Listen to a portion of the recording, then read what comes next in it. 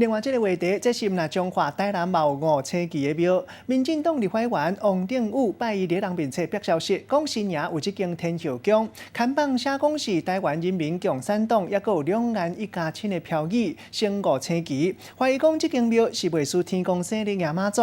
根据了解，起庙人就是台湾人民共产党党主席林德旺。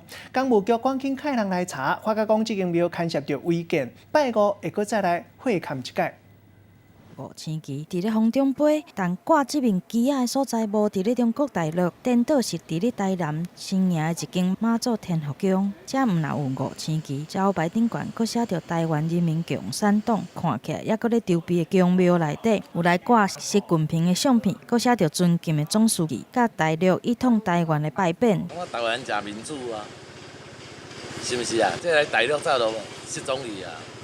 我本来对这我认同，但我香港安尼，我小可真会惊。对着徛家附近来出现五星旗，甲两岸一统各司，大部分的民众拢讲尊重，因为台湾是民主自由的所在。整理地原底是农地啊，伊甲乌做阮啊，当伫啊设定一个做啥物台湾人民共产党。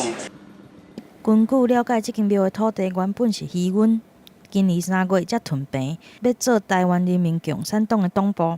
若起庙的人是伊，讲家己是台湾人民共产党党主席的林德旺。伊去年捌来代表党参选台南市议员，但是落选。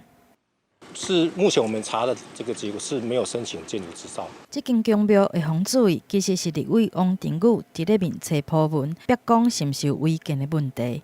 公务局表示，最近会找相关的单位来会勘，若是确定有违规，会依法来处理。记者综合报道。